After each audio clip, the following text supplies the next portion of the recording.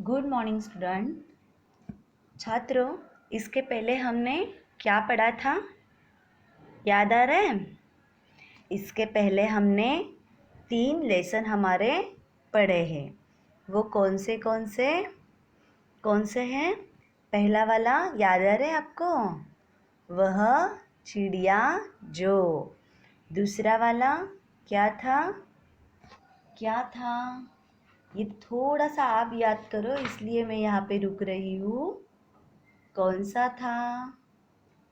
बचपन। और तीसरा नादान दोस्त। ये 3 लेसन हमने पढ़े हैं। अभी आज हम क्या करने वाले हैं, या आपको आगे देख के समझ में आया ही होगा कि आज हम ग्रामर का टॉपिक लेने वाले हैं, यानी हमारा व्याकरण। अभी व्याकरण तो हम लेने वाले हैं, पर व्याकरण में बहुत सारे टॉपिक हैं, ये आपको भी पता है। आप भी 5th स्टैंडर्ड से इसे पढ़ते आ रहे हो, है ना? शायद उसके पहले भी आपने बहुत सारा व्याकरण पढ़ा है। तो फिलहाल आज हम व्याकरण का जो टॉपिक ले रहे हैं वो है संज्ञा। देखो, मुझे पता है आपने संज्ञा 5th स्टैंडर्ड में भी पढ़ी होगी।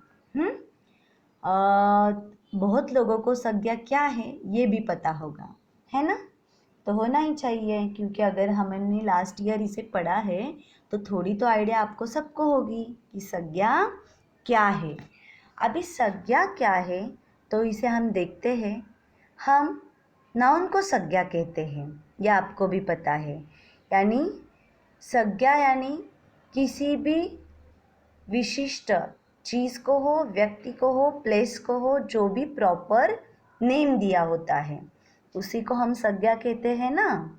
हाँ, तो ये तो हमारी बोली भाषा में हुआ कि संज्ञा क्या है। व्याकरण के रूप में संज्ञा की परिभाषा यानी डेफिनेशन। व्याकरण के रूप में संज्ञा की परिभाषा किस प्रकार बताई गई है ये देखते हैं। चलो, संसार के किसी भी प्राणी, वस्तु, स्थान, जाति या भाव, दशा आदि के नाम को ही हम क्या कहते हैं? संज्ञा कहते हैं। या आप इस प्रकार भी कह सकते हो कि किसी व्यक्ति, स्थान, वस्तु अथवा भाव सूचक शब्दों को संज्ञा कहते हैं। आप ये भी कह सकते हो, जिस प्रकार आपको इजी लगे उस प्रकार। आई रिपीट अगेन, किसी व्यक्ति, वस्तु, स्थान अथवा भाव सूचक शब्दों को संज्ञा कहते हैं। अभी आ रहा है समझ में आपको? यहाँ पे देखो जो प्राणी है, वो प्राणी तो बहुत सारे होते हैं, पर कौन सा प्राणी है ये कैसे समझ में आएगा? जब उसका हम नाम लेंगे, है ना? उसका नेम अगर कोई लेगा तो ही समझ में आएगा ना कि ये प्रॉपर वहाँ पे एनिमल है। तो वो प्राणी यानी सिर्फ प्राणी से हमें समझ में नहीं आएगा, सिर्फ प्राणी जाति का बोध होगा, है ना? वस्तु यानी ये कोई तो चीज़ है, ये समझ में आएगी। और स्थान यानी बहुत सारे प्लेसेस हैं। फिर हम कौन से प्लेस के बारे में बात कर रहे हैं, ये हमें बताने के लिए उस स्थान का आपको नाम लेना पड़ेगा, और वही नाम होगी हमारी संज्ञा। जाति या भाव में क्या आता है? जाति यानी हम जो प्राणी, पशु, पक्षी ऐसे नाम लेते हैं ना, तो वो कॉमन नेम हुआ, तो ये उनकी सिर्फ जात दिखाते हैं, तो इसलिए यहाँ पे जाति का भी उल्लेख किया है। और भाव यानी किसी को बताने की ज़रूरत है। भाव यानी यहाँ पे क्या हो सकता है? फीलिंग्स, जो आपके फीलिंग्स है, यानी कभी आप दुखी होते हो, कभी आप सुखी होते हो, या और कुछ आपको जो फील करते हो वो सारी चीज़ें, जैसे भूख लगती है, प्यास लगती है ना?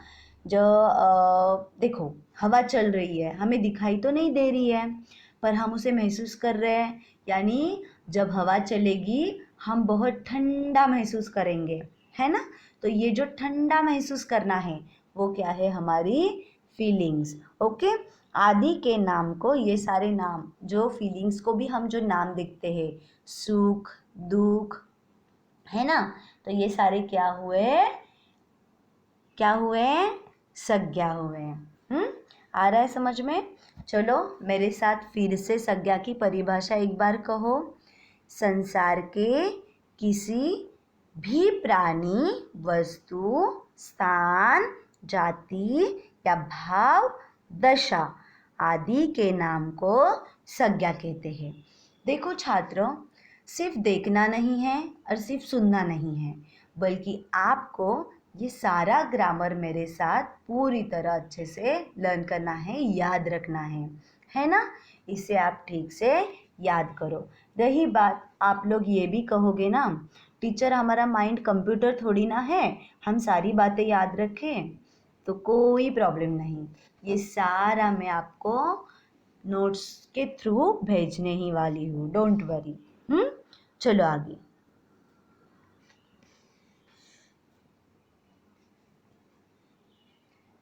देखो यहाँ पे कुछ पिक्चर दिख रहा है आपके सामने। इस पिक्चर को देख के आप कुछ इमेजिन कर रहे हो? हाँ, यहाँ पे तो बहुत सारे बच्चे बैठे हैं और शायद वो उनकी टीचर हो या उनकी किसी की मम्मा हो, करेक्ट? ऐसे ही ना कुछ, या दीदी हो सकती है।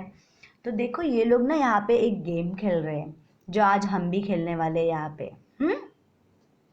जिस प्रकार ये गेम खेल रहे हैं, यानी वो जो उनकी सामने वाली दीदी है वो उनको कुछ सवाल पूछ रही है और छात्रों को क्या कह रही है कि जो कुछ मैं सवाल करूं यानी उसका जवाब आपको देना है। सवाल यानी क्या? सवाल यानी कोई क्वेश्चन तो नहीं है, बल्कि वो एक पहेली यहाँ पे कर रहे हैं और वो पहेली पूछ के उसका आंसर इन बच्चों को देना है। देखो पहेलियाँ तो मैंने भी की है, तो आपको सिर्फ क्या करना है, थोड़ा जज करना है कि मैं किसके बारे में कह रही हूँ और बस उसके नाम आपको मुझे बताने हैं। फिलहाल आप कहोगे टीचर यहाँ हम कैसे बताएंगे, यहाँ पे तो हम नहीं बोल सकते, है ना? तो डोंट वरी, आप बताओगे यानी आप उसका आंसर मन ही मन में जानोगे। आप कौन कौन जान रहे हो, आपको खुद को तो पता है ना, आपको उसका आंसर आता है या नहीं आता है ना? तो आपको खुद को उसका आंसर पहले जान लेना है। बस कुछ सेकंड वहाँ पे मैं रुकूंगी क्वेश्चन पूछने के बाद और तुरंत मैं आपको आंसर बता दूंगी। बस उसी कुछ सेकंड में आपको खुद को वो आंसर आ रहा है नहीं आ रहा है वो आपको खुद को जज करना है। ओके, चलो तो हम गेम स्टार्ट करते हैं। चलो करते हैं। तो पहला सवाल यानी हमारी पहली पहेली ये होगी, देखो आई आपके सामने। अब फटाफट मैं इसको पढ़ती हूँ, आपको उसको ठीक तरह से समझना है और फिर उसका आंसर कुछ सेकंड में आपको तुरंत याद करना है। खेल जगत से मिला इसे, जग से बहुत सम्मान। खेल जगत से मिला इसे, जग से बहुत सम्मान। तोड़ रिकॉर्ड क्रिकेट के सारे, कहलाया भगवान। तोड़ क्रिकेट के, है ना, पूरा रिकॉर्ड तोड़ के कहलाया उसी को भगवान। कौन हो सकता है? कौन हो सकता है? आया आपके माइंड में? क्योंकि मेरा सेकंड अब ख़त्म होने वाला है, तो चलो हम आंसर जानते हैं क्या है। ऑब्वियस, सचिन तेंदुलकर, है ना? देखो क्रिकेट, अभी यहाँ तो आप में से बहुत सारे स्टूडेंट बोल रहे होंगे आई लव क्रिकेट, है ना? तो ऑब्वियस जिनको क्रिकेट प्यारा है उनको सचिन तेंदुलकर को तो वो भगवान ही मानते हैं, है ना? तो देखो बहुत लोगों को ये बहुत अच्छे लगते हैं। हमारे पहेली का आंसर तो सचिन तेंदुलकर थे। ये पहेलियाँ हम क्यों ले रहे हैं ये तो आपको बाद में समझ में आएगा ही। फिलहाल हम थोड़ा सा पहेली थ्रू कुछ नाम्स कलेक्ट करते हैं।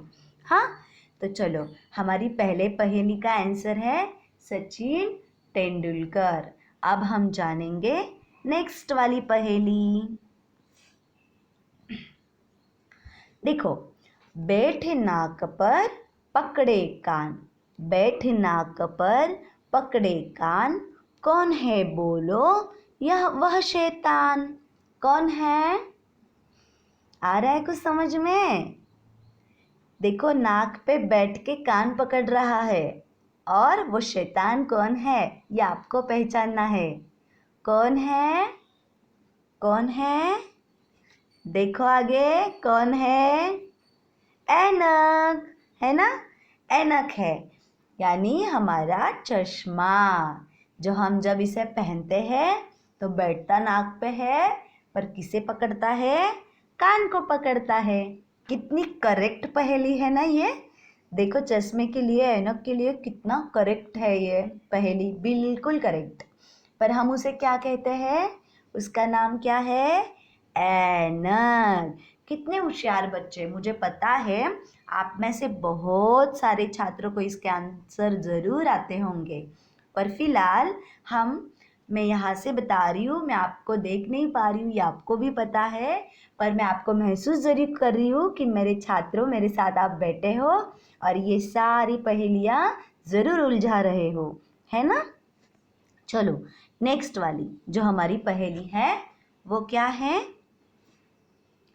वाह, देखो, पिंक सिटी, पिंक सिटी यह कहलाता है, हवा महल है इसकी शान, राजस्थान की है राजधानी, झटपट बूझो इसका नाम। बूझो यानी सूझो, यानी समझो कि क्या हो सकता है। हाँ, देखो, पिंक सिटी यह कहलाता है, हवा महल है इसकी शान, राजस्थान की है राजधानी, झटपट बूझो इसका नाम। क्या है? ऑब्वियस, यहाँ पे स्पष्ट पूछा है, राजस्थान की राजधानी यानी जयपुर, है ना? कितने होशियार है ना। सबको बहुत जल्दी से आंसर ऐसे ऐसे क्लिक होते होंगे, क्योंकि आप सब लोग बहुत होशियार हो, ये मुझे भी पता है ना? तो ये पता है आपको राजस्थान की राजधानी कौन सी है? जयपुर है। सिर्फ इसको हमने पहले से आपको क्वेश्चन पूछा था, करेक्ट आंसर। चलो आगे, और यह हमारी लास्ट वाली पहेली है। क्या है? जब भी तुम्हें सताती है यह, जब भी तुम्हें सताती है यह, तुम आते हो माँ के पास, तुम आते हो माँ के पास, खाने का सामान मांगते, जल्दी बताओ इसका नाम। क्या है? स्पष्ट रूप से पूछा है छात्रों, खाने का सामान मांगते, जल्दी बताओ इसका नाम। क्या है? कब जाते हो, आपको क्या सताती है तभी आप माँ के पास जाते हो और फिर खाने का सामान मांगते हो। ऑब्वियस, क्या होगा? क्या होगा? तो देखो, भूख। हाँ, जाहिर सी बात है ना। जब भी हमें बहुत भूख लगती है तभी हम अपने माँ के पास जाते हैं और उनको कुछ तो खाने के लिए दो, ऐसे कहते हैं, हाँ ना? तो वो क्या होगी? ज़रूर हमारी भूख ही होगी ना। भूख लगती है तभी हम वैसे बिहेव करते हैं, है ना? तो हमारे चारों पहेलियाँ यहाँ पे बहुत अच्छे तरीके से क्लियर हुई। अब ये सारी पहेलियाँ मैंने आपसे क्यों की हैं? ज़रूर आपको कुछ सवाल आया होगा ना, टीचर हम तो ग्रामर पढ़ रहे हैं, पर ये पहेलियाँ आप क्यों ले रहे हो? तो ये पहेलियाँ क्यों ले रही हूँ ये भी बताती हूँ। चलो आगे, ये देखो, ये क्या है? जो हमने पहेलियाँ लिए हैं उनके ऊपर कुछ सेंटेंस हमने बनाए। सचिन तेंदुलकर एक व्यक्ति का नाम है। ओके, सचिन तेंदुलकर एक व्यक्ति का नाम है। यहाँ पे आपको सचिन तेंदुलकर को भी याद रखना है, और वो एक व्यक्ति है क्योंकि उसी व्यक्ति का नाम क्या है? सचिन तेंदुलकर। यानी सचिन तेंदुलकर क्या है? संज्ञा है। ऐनक एक वस्तु का नाम है। अभी ऐनक के बारे में बताया गया। ऐनक क्या है? एक वस्तु का नाम है। यानी ये व्यक्ति, वस्तु, वो हम थोड़ा बाजू में रखते हैं। ऐनक जो है वो हमारी क्या है? संज्ञा है। आगे देखो, जयपुर एक स्थान का नाम है। तो जयपुर क्या है? एक प्लेस का नाम है, इसलिए वो भी क्या हुई? संज्ञा हुई। और भूख एक भाव का नाम है, क्योंकि भूख जब आपको लगती है, क्या हम उसे देख पाते हैं छात्रों? आप अपनी भूख को देख पाते हो? नहीं ना। उसे आप क्या करते हो? फील करते हो।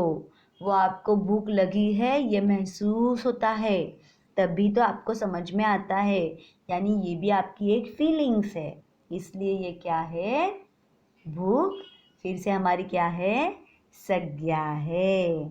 अभी देखो इन सारे उदाहरण, अभी हमारी डेफिनेशन के पास आओ कि व्यक्ति, वस्तु, स्थान और भाव, इस सब को देखो फिर से ऊपर के सेंटेंस से।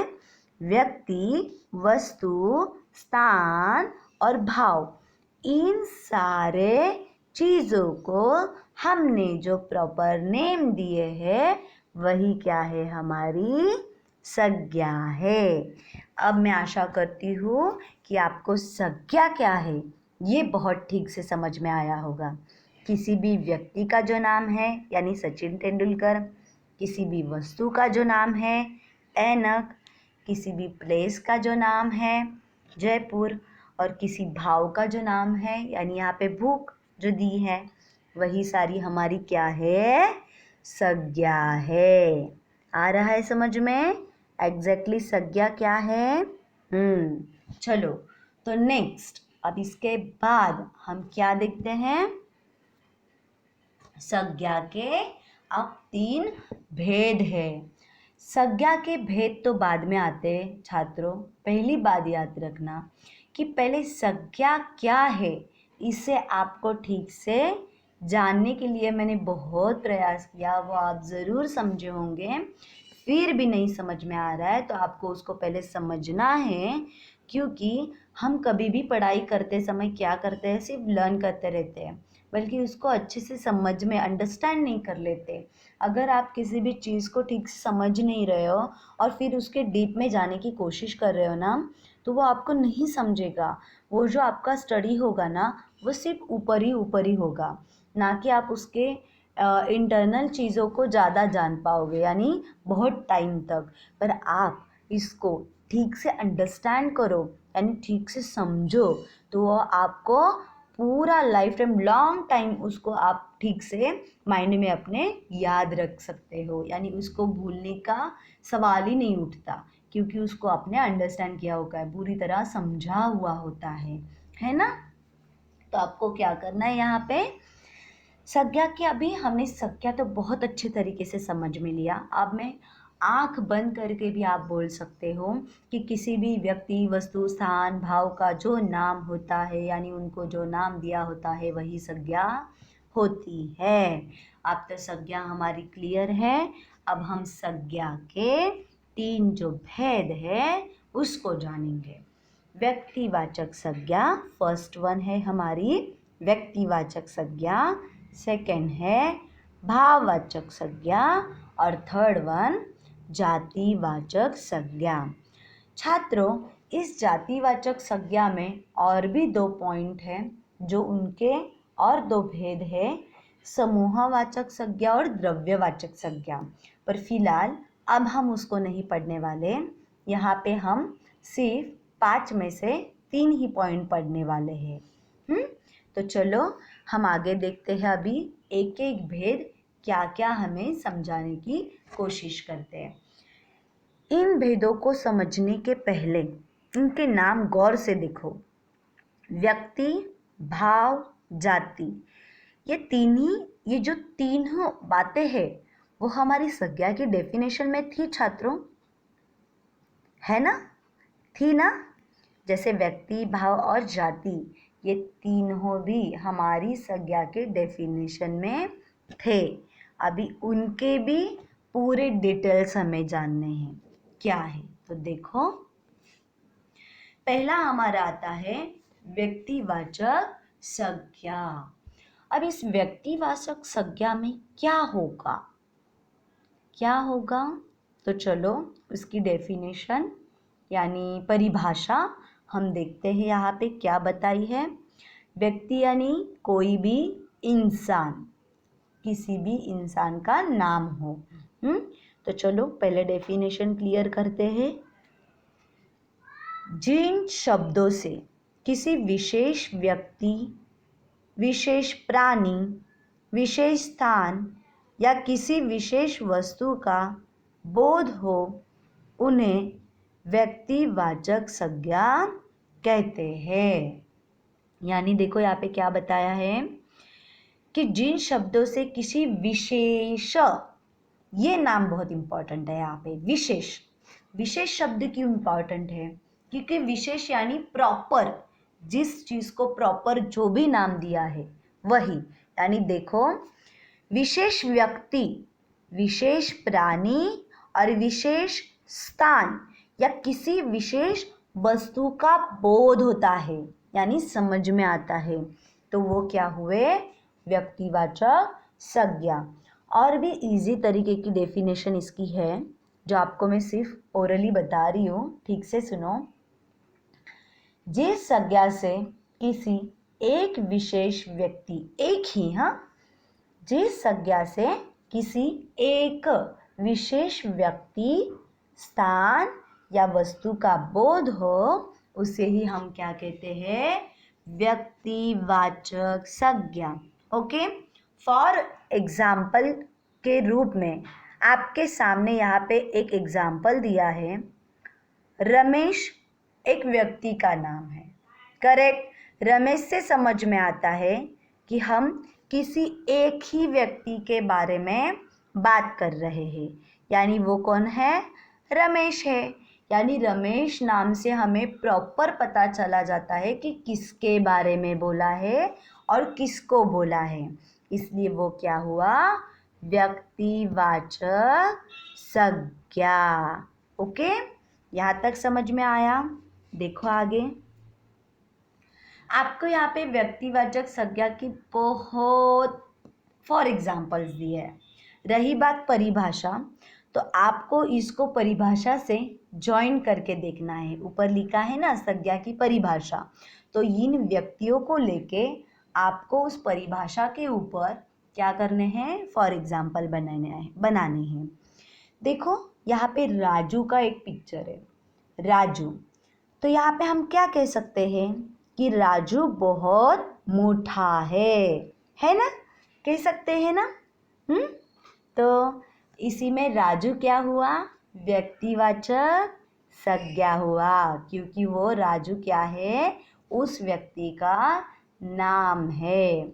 मीरा स्कूल जा रही है। अब यहाँ पे मीरा क्या हुआ, व्यक्तिवाचक, क्योंकि वो व्यक्ति का नाम है। गीता बहुत अच्छा गाती है, तो गीता क्या हुआ, व्यक्तिवाचक। इसी प्रकार अशोक, राहुल, हरि, ये सारे एक ही प्रॉपर व्यक्ति के नाम है। किसी और का नाम किसी और को नहीं बोला जाता, जिसका जो नाम है वहाँ पे वही बोला जाता है।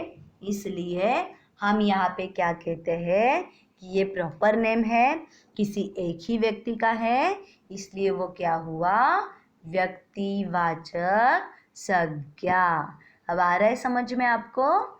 किसी भी चीज को भी जो प्रॉपर नेम दिया है, किसी भी प्लेस को जो प्रॉपर नाम दिया है, वो क्या हुआ, व्यक्तिवाचक संज्ञा हुआ, है ना। तो चलो आगे देखते हैं जातिवाचक संज्ञा। जातिवाचक संज्ञा क्या होती है, जो शब्द, देखो अभी व्यक्तिवाचक क्लियर, अभी जाति यानी क्या, वो क्या बोध करवाती है। तो देखो, जो शब्द एक ही जाति के विभिन्न व्यक्तियों, देखो जो शब्द एक ही जाति के विभिन्न व्यक्तियों, प्राणियों, स्थानों एवं वस्तुओं का बोध कराती है, उन्हें हम कहते हैं जातिवाचक संज्ञाएं। अब देखो यहाँ पे क्या है, बिल्कुल व्यक्तिवाचक के ऑपोजिट है। क्या है यहाँ पे? फॉर एग्जाम्पल आपको पहाड़ नाम दिया है, पर छात्रों आपको भी पता है और हमें भी पता है कि पहाड़ तो पहाड़ है, पर हर पहाड़ को कुछ ना कुछ नाम दिया होता है। जैसे कि फॉर एग्जाम्पल हिमाचल, हिमालय पर्वत, जो हिमालय पर्वत है यानी जो पहाड़ है उसको क्या नाम दिया है? हिमालय। अब यहाँ पे हम देखेंगे हिमालय, यह पर्वत बहुत बड़ा है। अगर मैं आपको अंडरलाइन हिमालय को करके देती हूँ तो आप वो क्या लिखोगे? व्यक्तिवाचक, क्योंकि उस पहाड़ का नाम हिमालय है। पर अगर मैंने सिर्फ कहा कि ये पहाड़ बहुत ऊंचा है, तो पहाड़ है, पहाड़ एक कॉमन नेम है, वो कोई प्रॉपर नहीं है, उसका कोई नाम नहीं बोला है, इसलिए वो पहाड़ क्या होगा? क्या होगा? जातिवाचक संज्ञा होगा। आ रहा है आपको समझ में? अभी व्यक्तिवाचक और जातिवाचक का डिफरेंस समझ में आ रहा है? वहाँ पे जो प्रॉपर नेम दिया होता है वो संज्ञा, वो व्यक्तिवाचक संज्ञा होता है, और यहाँ पे जो कॉमन नाम बोला जाता है, जैसे इसकी आप और एक इजी तरीके की डेफिनेशन भी बना सकते हो, जैसे कि जिस संज्ञा शब्द से, जिस संज्ञा शब्द से किसी जाति का बोध हो, यानी फॉर एग्जाम्पल फूल हो सकता है, घोड़ा हो सकता है, शहर हो सकता है, नदी, यानी इनके प्रॉपर नेम नहीं बोले, ये सारी कॉमन है। शहर में तो बहुत सारे और भी नाम से पहचाने जाने हैं, तो वो नहीं बताए, सिर्फ शहर बोला है। कौन सा ये बताया? नहीं बताया। यानी जो कॉमन है उसे हम क्या कहते हैं? जातिवाचक संज्ञा। आ रहा है समझ में? जरूर आ रहा होगा। आगे देखो, यहाँ पे देखो कुछ संज्ञा की परिभाषाओं में बहुत सारे उदाहरण आपके सामने हैं। इसमें से सिर्फ वही उदाहरण हम देखेंगे जो व्यक्तिवाचक के हैं और जो जातिवाचक के हैं। बाकी के तो नहीं देखेंगे फिलहाल। यहाँ पे सिर्फ जो एक आया है भाव का, वो जरूर भाववाचक का होगा, ये आपको समझ में आया होगा। व्यक्ति, यहाँ पे व्यक्ति बोला है, क्या उस व्यक्ति का नाम मेंशन किया है? नहीं किया है ना, तो उस व्यक्ति का वहाँ पे नाम मेंशन नहीं है, इसका मतलब वो क्या है? सिर्फ व्यक्ति जात, यानी इंसान की वो एक जात है, इतना ही समझ में आया, इसलिए वो क्या हुआ? जातिवाचक। और एक आपके सामने वस्तु दिखाई दे रही है, उस वस्तु को हम टेबल, मेज बोलते हैं। टेबल यानी मेज, ये आपको पता है, तो उसे हम मेज बोलते हैं।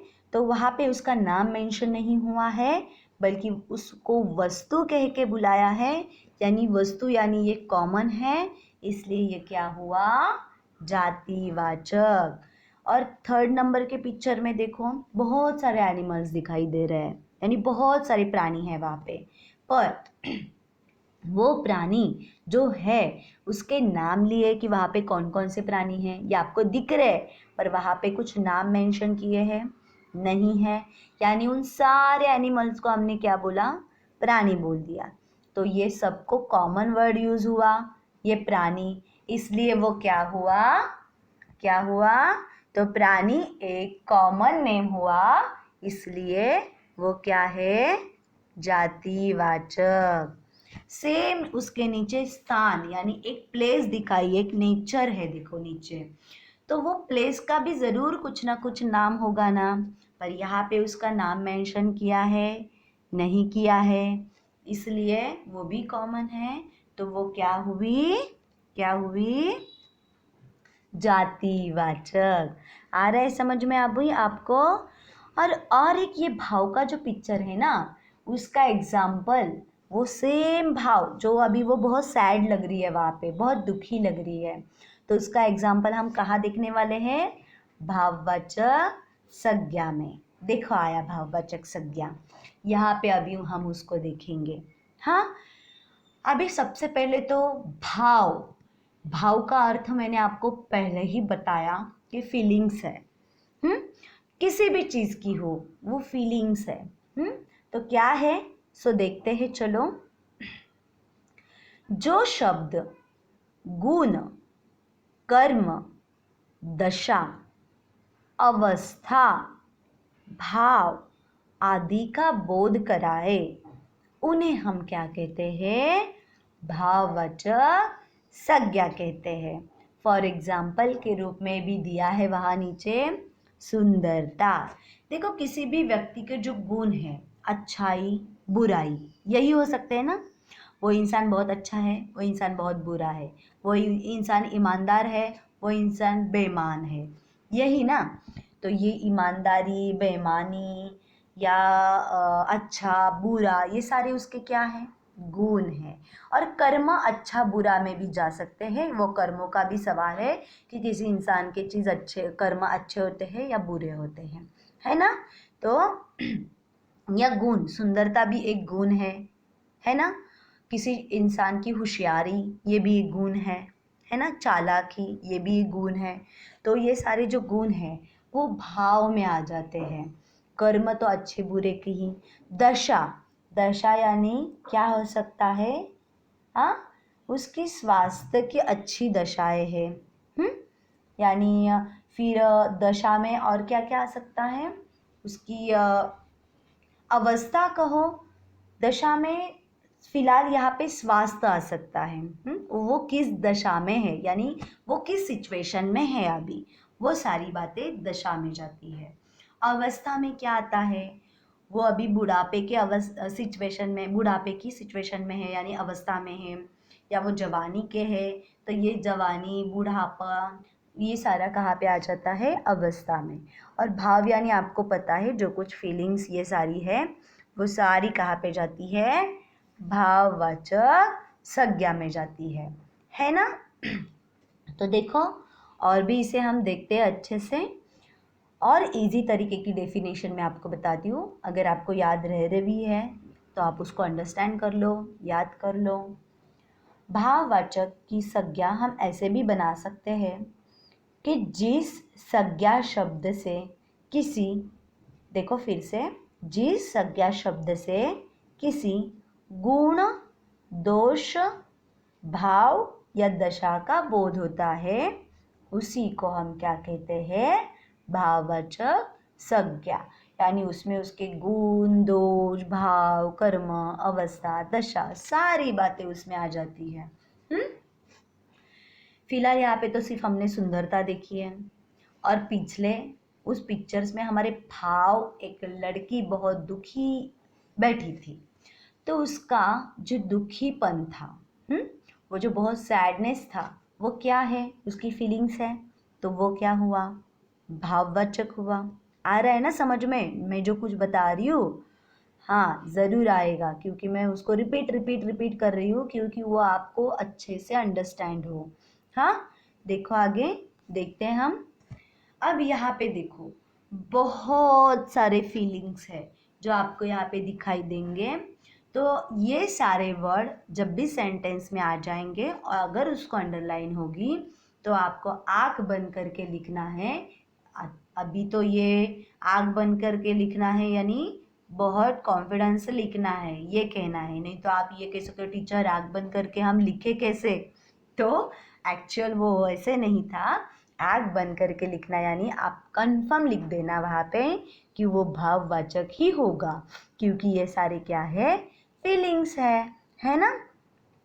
देखो अभी मैं उनको पढ़ती हूँ, आप भी देख रहे हो सामने। क्रोध आना, किसी की खुशी, प्रेम, ईर्ष्या यानी जेलेसी, दुख, भूख और प्यास, ये जो सारी बातें हैं वो क्या है? क्या है वो? सारे फीलिंग्स है।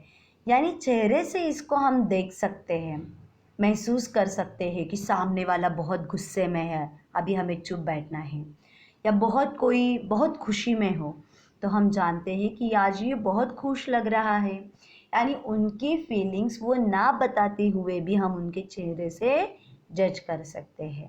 तो ये सारे उनके फीलिंग्स हैं, इसलिए हम क्या कहेंगे इन्हें, भाववाचक भाववाचक संज्ञा।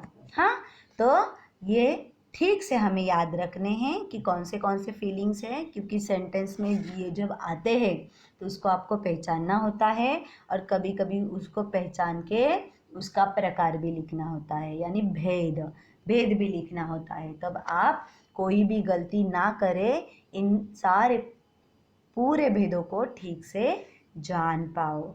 आगे देखो, अब यहाँ पे बहुत सारे फॉर एग्जाम्पल आपको दिखाई दे रहे हैं ना, मनुष्य, पशु, पक्षी, गाय, घोड़ा, ये ऊपर वाले सारे हैं, वो कौन से भेद में जाते हैं, थोड़ा देखो उसको गौर से।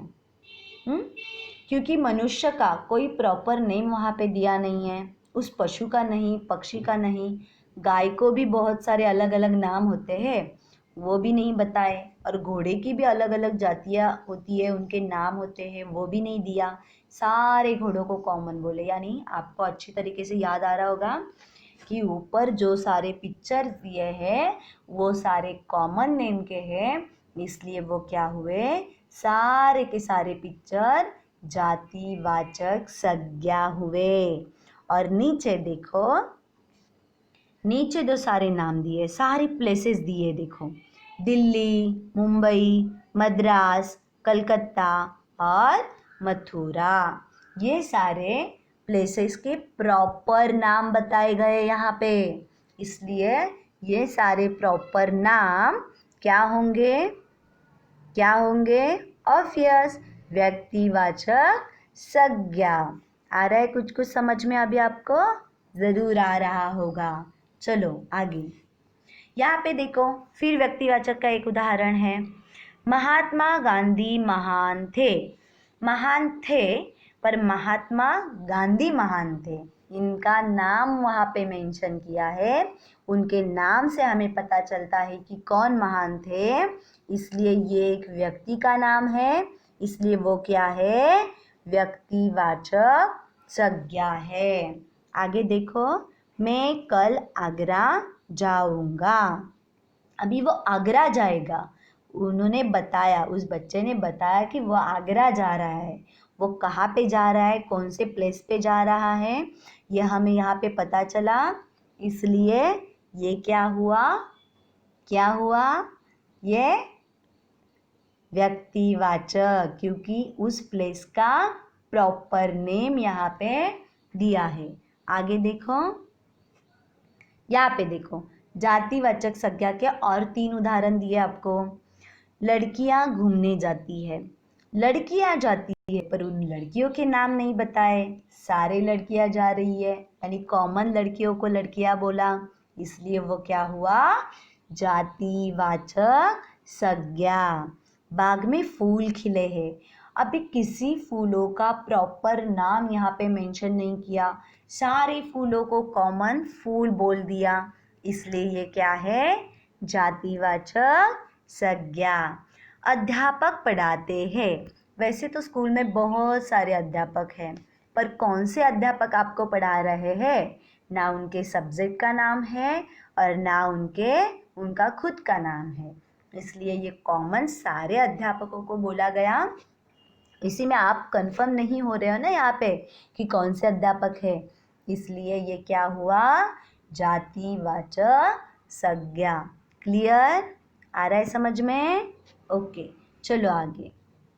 और हमारा लास्ट वन जो है वो है भाववाचक संज्ञा। अभी इसके 2 अलग उदाहरण आपको दिए हैं कि वह ईमानदारी से काम करता है, वो जो इंसान है वो ईमानदारी से काम करता है, पर वह सिर्फ वह बोला है, ना कि उसका नाम लिया है, बल्कि उनकी ईमानदारी बताई है, तो उनकी ईमानदारी जो है वो क्या है? भाववाचक संज्ञा। बुढ़ापा उन्हें परेशान करता है। तो बुढ़ापा मैंने पहले ही बोला था, जो अवस्था है वो भी भाववाचक में जाएगी। बुढ़ापा एक अवस्था है, इसलिए ये क्या हुई? भाववाचक संज्ञा। आ रहा है समझ में अभी? तीनों ठीक से समझ में आए हैं? व्यक्तिवाचक, जातिवाचक, भाववाचक संज्ञा के सारे उदाहरण यहाँ पे हो गए। आगे देखो क्या है। यहाँ बहुत सारे पिक्चर्स आपको दिखाई दे रहे हैं, है ना? इसमें से हमें क्या करना है पता है? क्या करना है? बहुत सारे सेंटेंस बनाने हैं, और वो सेंटेंस उसमें से हमें जातिवाचक, भाववाचक और व्यक्तिवाचक पहचानना है। चलो पहला वाला पिक्चर देते हैं हम। ये क्या है? वो सामने एक पेड़ है। वह सामने एक पेड़ है, ऐसे मैंने बोला, पर उस पेड़ का नाम बोला नहीं, बोला कॉमन बोला कि वो पेड़ है। तो ये क्या हुआ? क्या हुआ? क्या हुआ? ये हुआ जातिवाचक। मुझे अभी पता है कि आप मुझसे भी पहले आंसर दे रहे होंगे, है ना? इसीलिए मैं थोड़ा सा वहाँ पे एक कई सेकंड का थोड़ा सा आपको टाइम दे रही हूँ कि आप पहले जज करो कि क्या होगा। उसके बाद देखो कि चारों तरफ हरियाली है। सेकेंड वाले पिक्चर में चारों तरफ हरियाली है। तो हरियाली क्या है? वो मन को भाने वाली है, यानी हमें देख के बहुत अच्छा लगेगा। तो हरियाली ये सारी फीलिंग्स में जाएगी, है ना? और आगे देखो, नेक्स्ट वाला यहाँ नीचे देखो कि उस पेड़ पर बंदर बैठा है या बंदर बैठे हैं। तो बंदर तो कॉमन बोला, पर उन एनिमल से कौन सा एनिमल है ये आपको समझ में आया ना? यहाँ पे कि वहाँ पे बंदर है। मैंने ऐसे नहीं बोला कि कोई भी पक्षी बैठा है, कोई प्राणी बैठा है, बल्कि मैंने कहा कि वहाँ पे बंदर बैठा है। तो कौन है ये पता चला। तो बंदर क्या हुआ? व्यक्तिवाचक। अभी यहाँ पे देखो, अगर नेक्स्ट वाला पिक्चर है, वहाँ पे झरना आपको दिख रहा है, झील है वो, तो वो आपको दिख रही है। तो वहाँ पे अगर हम सेंटेंस ये बनाते हैं कि ये पानी बहुत ठंडा है, तो ठंडा ये क्या हुआ? फिर से भाववाचक। और ये झरना अगर मैंने कहा तो झरना क्या हुआ? क्या हुआ? व्यक्तिवाचक। फिर आगे देखो, एक बगीचे का पिक्चर है, वहाँ पे बहुत सारे फ्लावर्स हैं। अगर मैंने बोला कि बगीचे में गुलाब के फूल बहुत सुंदर है, सुंदरता कहाँ जाएगी? भाववाचक में जाएगी। बगीचा कहाँ जाएगी? वो व्यक्तिवाचक में जाएगी। और उस बगीचे में जो फूल, ये शब्द यूज़ किया, गुलाब तो व्यक्तिवाचक में ही जाएगा क्योंकि प्रॉपर फूल का नाम बोला। और मैंने अगर ऐसे बोला बगीचे में बहुत सारे फूल हैं और बहुत अच्छे हैं, तो वो फूल जो है वो कॉमन सारे फूलों के लिए बोला, इसलिए वो कहा जाएगा, वो जातिवाचक में जाएगा। आ रहा है समझ में? हम बहुत सारे उदाहरण ले रहे हैं कि आपको वो जल्दी से जल्दी समझ में आए। अब ये छात्रों, सामने एक मेले का पिक्चर आपके सामने है ना? वो संज्ञा के उदाहरण उसमें से आपको बताने हैं, बल्कि फॉर एग्जाम्पल के रूप में नीचे भी दिए हैं आपको कि किस तरीके से है।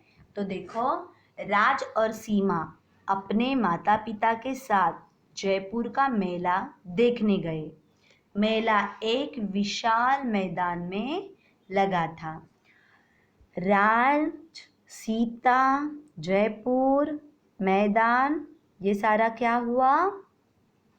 ये सारा क्या है? ये संज्ञा है। और ये कौन सी संज्ञा है? ये व्यक्तिवाचक संज्ञा है ना? ये आपको समझ में आया? हाँ। और आपको सिर्फ ये तो फॉर एग्जाम्पल हुआ, पर यहाँ पे आपको भी बनाने हैं। सपोज यहाँ पे देखो कि मुझे झूले में झूलना है ना? तो झूला क्या हुआ? व्यक्तिवाचक, है ना? मुझे आइसक्रीम खानी है, आइसक्रीम भी व्यक्तिवाचक हुआ। यहाँ पे बहुत सारे बच्चे हैं, यानी बहुत सारे मेले में बच्चे हैं, तो बच्चा क्या हुआ? क्या हुआ? तो ये बच्चे कॉमन है, सबके लिए यूज़ किया, इसलिए ये क्या हुआ, जातिवाचक। अगर भाववाचक का बनाना हो तो क्या बनाओगे, तो भाववाचक का ये होता है कि यहाँ पे सारे बहुत खुश लग रहे हैं, तो खुश क्या हुआ, क्या हुआ, भाववाचक हुआ। अभी आपको समझ में आ रहा है धीरे धीरे कि संज्ञा के सारे भेद किस प्रकार के होते हैं। तो मैं आशा करती हूँ आपको यहाँ पे पूरे भेद समझ में आए होंगे। तो छात्रों, आज हमने संज्ञा का टॉपिक बहुत ही अच्छे तरीके से देखा है और आपको संज्ञा की डेफिनेशन, संज्ञा के सारे भेद और भेदों के साथ उसके उदाहरण ठीक से समझ में लेने हैं और इसको समझ के आपको बहुत अच्छे तरीके से अंडरस्टैंड करना है। रही बात हमारे क्या कहते हैं आप लोग नोट्स की, तो ये मैं आपको ज़रूर भेज दूँगी और आपको उसे क्या करना है, अपने ग्रामर के नोटबुक में अच्छे से मेंशन करना है, ठीक से अपने अपने नोट्स उसको लिखना है। ओके, तो चलो यहाँ तक हम रुकते हैं। धन्यवाद।